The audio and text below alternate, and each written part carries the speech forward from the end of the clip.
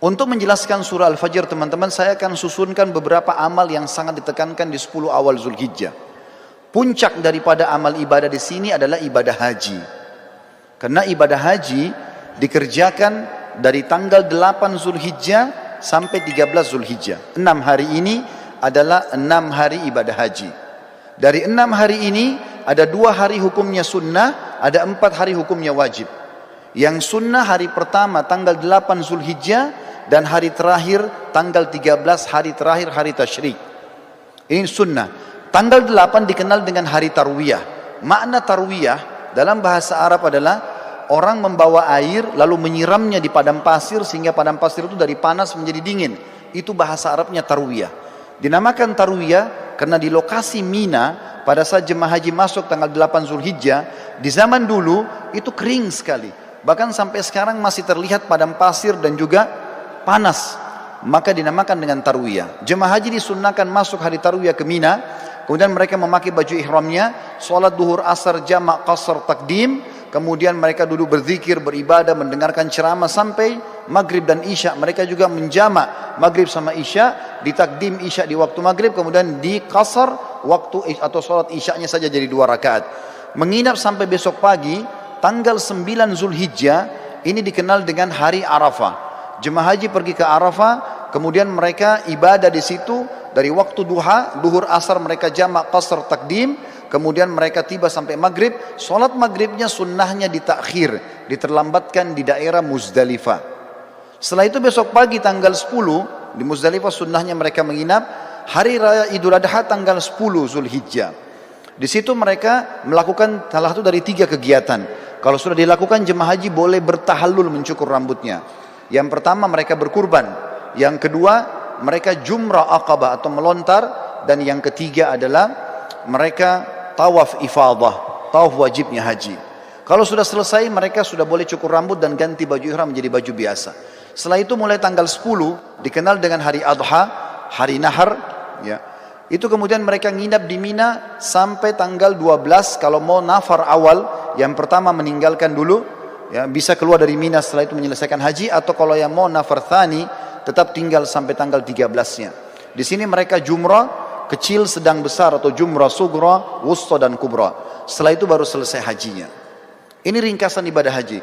Dan teman-teman sudah tidak asing dengan keutamaan haji. Yang sangat mulia adalah hadis Nabi SAW, siapa yang haji tidak rafath. Tidak rafath itu tidak mengucapkan kalimat syahwat kepada selain pasangan halalnya.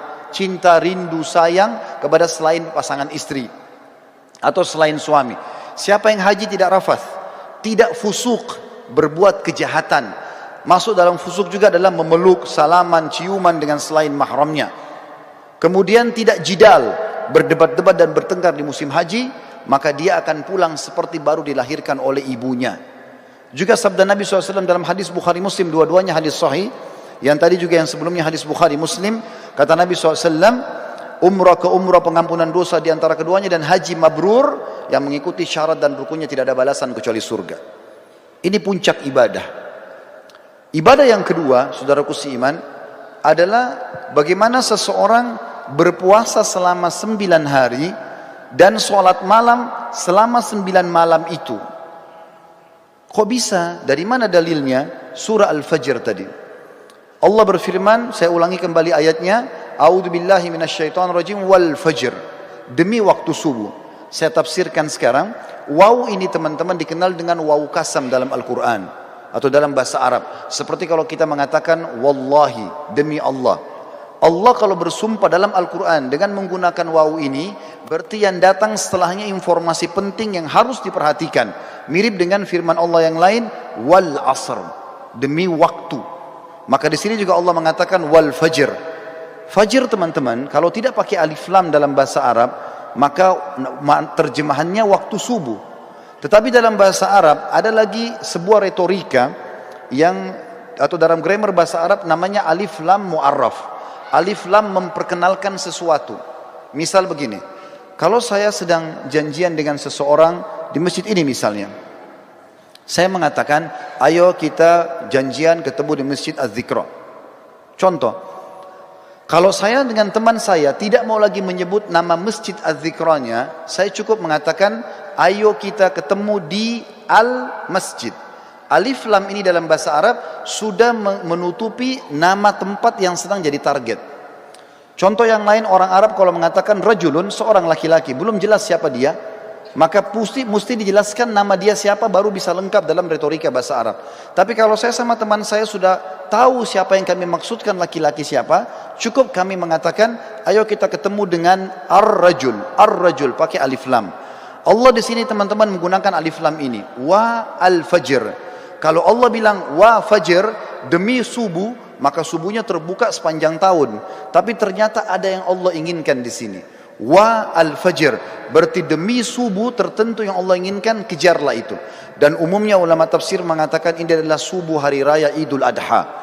Dan dari sini ulama tafsir hampir seluruhnya sepakat mengatakan Idul Adha lebih afdal daripada Idul Fitri.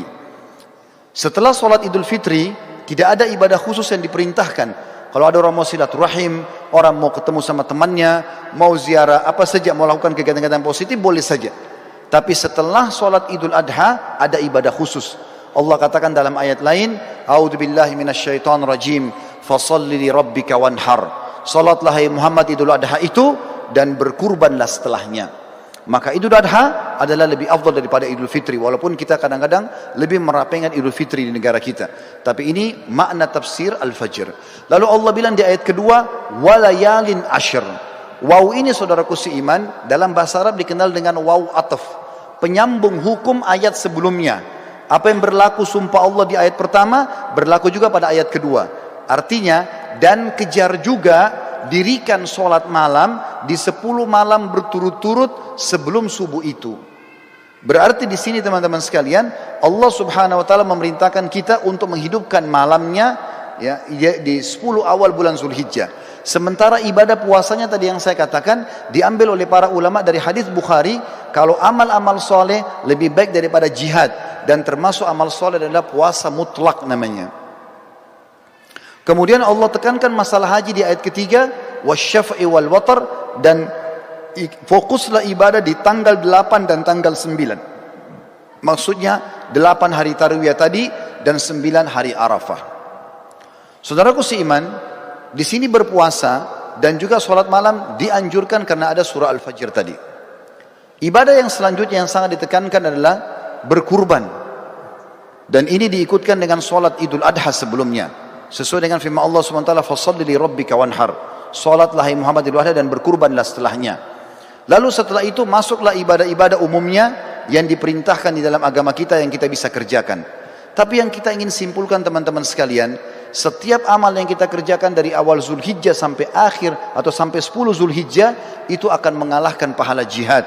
Oleh karena itu jangan disia-siakan. Perbanyaklah amal soleh, dirikan sholat malamnya, puasalah siang harinya. Lalu persiapkanlah hewan-hewan kurban yang terbaik akan kita kurbankan nantinya. Para sahabat ridwanullahi alaihim, mereka berkurban dengan cara membeli domba-domba mereka 6 bulan sebelum Idul Adha. Lalu mereka sengaja menggemukkan kurban tersebut, lalu kemudian mereka menyembelihnya di Idul Adha karena diberikan untuk Allah Subhanahu wa taala. Berhubungan juga dengan masalah ini, sebelum saya menutup khutbah ini, perlu ditekankan tentang masalah Idul Adha. Selain sholat yang sudah masyhur 2 rakaat yang kita kerjakan dengan khutbahnya, tapi kurbannya yang perlu digarisbawahi.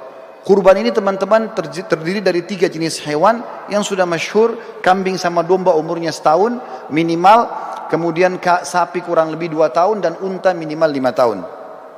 Tapi dari 3 jenis hewan ini, yang paling ditekankan adalah domba dan kambing. Sering kali saya dengar dari panitia masjid, kalau ada orang-orang kita yang akan menerima daging kurban, mereka kalau melihat vouchernya tertulis daging kambing, mereka tidak mau mengambilnya. Bahkan banyak masjid mungkin tidak melaksanakan kambing ini. Padahal sebenarnya kalau kita mau lihat afdaliyahnya, maka terletak pada domba dan kambing. Dalilnya adalah, yang pertama, Nabi Ismail alaihissalam pada saat tidak jadi disembelih oleh Ibrahim, kira-kira diganti apa oleh Allah? Jawabannya jelas, diganti dengan domba. Allah sebutkan dalam Al-Quran. Kemudian yang kedua, hadis Bukhari menjelaskan Baginda Nabi SAW beliau berkurban dengan 65 ekor domba atas nama beliau sendiri. Beliau menyembelih 15 ekor dengan tangannya yang mulia, kemudian 4 atau 50 ekor dilanjutkan oleh Ali bin Abi Thalib radhiyallahu anhu. Berarti memang domba ini adalah hewan yang sangat dianjurkan, dan termasuk sunnah Nabi SAW selain menyembelihnya juga memakan sebagian dagingnya. Beliau pada saat selesai berkurban, beliau mengatakan, idrib li sahma, kosongkan atau lowongkan untukku sebagian daging tersebut. Maka Nabi SAW pun mengkonsumsi itu. Dan kambing ini teman-teman sekalian, sebagai penutup dalam khutbah kita, adalah hewan yang kalau dimakan dengan diniatkan ini adalah perintah agama bisa mendapatkan pahala. Yang pertama, dalilnya adalah hadis Bukhari menjelaskan Nabi SAW sangat gemar memakan paha kambing. Jadi kalau ada persepsi mengatakan kambing itu adalah hewan atau makanan orang Arab, ini keliru. Tapi dia adalah makanan umat Islam. Karena memang Nabi SAW sangat gemar dengan paha kambing. Yang kedua, berhubungan dengan dalil ini adalah akikah. Kita tahu setiap muslim kalau punya anak laki-laki, sembelih 2 ekor kambing. Kalau anak perempuan 1 ekor kambing. Ini berlaku baik itu muslim Arab, baik itu muslim bule, baik itu muslim dari Afrika, baik muslim dari Asia Tenggara atau orang Melayu. Sama saja, anak laki-laki 2 ekor kambing, anak perempuan 1 ekor kambing. Dan sunnahnya dalam hadis Bukhari Muslim juga dijelaskan, waktu Hasan dan Husain radhiyallahu anhum lahir, baginda Nabi SAW memerintahkan agar Ali bin Abi Thalib radhiyallahu anhu menyembelih domba untuk Hasan, kemudian berkata, hai Ali, bagikanlah dagingnya kepada kaum muslimin, tetangga-tetanggamu, dan ambillah sebagian untuk dimakan. Sunnahnya membagi sampai 1/3. Berarti di sini teman-teman, kambing itu domba dianjurkan untuk dimakan, karena dalam akikah tidak bisa diganti dengan hewan lain. Dan yang ketiga adalah Idul Adha, di mana sudah saya jelaskan tadi, kalau Ismail AS digantikan oleh Allah dengan domba, begitu juga Nabi SAW menyembelih dengan domba. Tentu menyembelih sapi boleh, menyembelih unta boleh, tapi kalau kita mencari afdaliyahnya, maka kita akan melihat dalil-dalil ini menunjuk atau mengerucut kepada kambing. Semoga bisa diambil manfaat. Aqulu qauli hadza, saya sudah mengucapkan perkataan saya ini, wa astaghfirullah li wa lakum, dan saya beristighfar kepada Allah, mengajak jemaah juga istighfar kepada Allah, fastaghfiruhu innahu huwal ghafurur rahim. Beristighfar dan bertobatlah karena dia Maha menerima taubat hamba-hambanya.